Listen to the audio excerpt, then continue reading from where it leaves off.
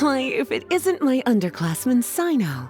What a pleasant surprise it is to see you in Mondstadt during the Windbloom Festival. Greetings, Lisa. Though I'm sure you've been aware of my presence in Mondstadt for some time already. Oh dear, looks like you've seen right through me. But I was in no hurry. I knew we'd see each other sooner or later. Yes. It's just as Professor Cyrus said. Shared aspirations always have a way of bringing people into each other's orbit. He always has such a poetic way of wording things. I suppose that's the one respect in which I've taken after him. While in your case... Yes, it's his wit and eccentricities that have left their mark on you. I'm not sure that describes me very aptly these days, given that I'm now the General Mahamatra. Still, if we're going to talk about ways with words, I think my deadpan humor is far superior than our professor's. Is that so? Strange. I heard that you're just CYNO the Adventurer when you're in Mondstadt.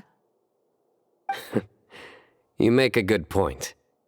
What do you think of Mondstadt during this time of year? It's quite nice, isn't it? Yes, it's very nice. I think I'm starting to understand your reasons for leaving the academia. I've always prided myself on making wise decisions, and that was certainly one of them. If our professor had been as sensible as you, he would have had a much easier time in his working life. Being stubborn doesn't help anybody. Well, if even you feel comfortable criticizing him now that he's retired, it really goes to show how much he's changed. Stubbornness is an all-too-common vice among scholars. I hope that never rubs off on you. I'm always happy to see you visit Mondstadt and experience the feeling of freedom for yourself. I heard the latest news about Kale, too. No doubt the traumas of her childhood will persist for a while to come. But I have to say, she appears to be doing quite better this time than on previous visits. I suppose you're something of a mentor to her, aren't you? Now that I think about it, the two of you aren't so dissimilar. The power of Hermanubis once brought you great suffering. That's all in the past now. Besides, Professor thankfully didn't treat me like a test subject for the priest's power like the higher-ups had hoped, even though I was a desert dweller. Instead, he gave me the tools I needed to lead the life I have today.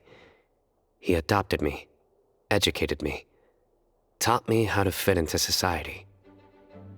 I am very grateful to him. You are very gifted, and sometimes that can become its own curse.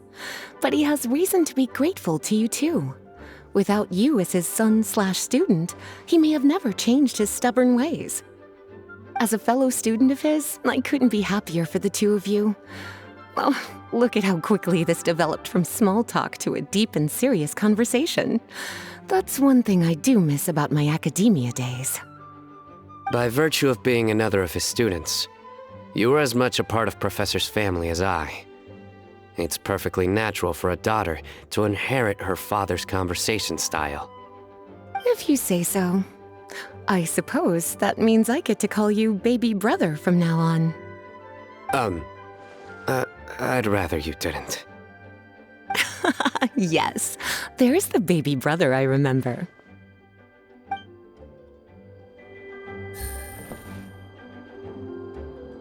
Here comes the cash.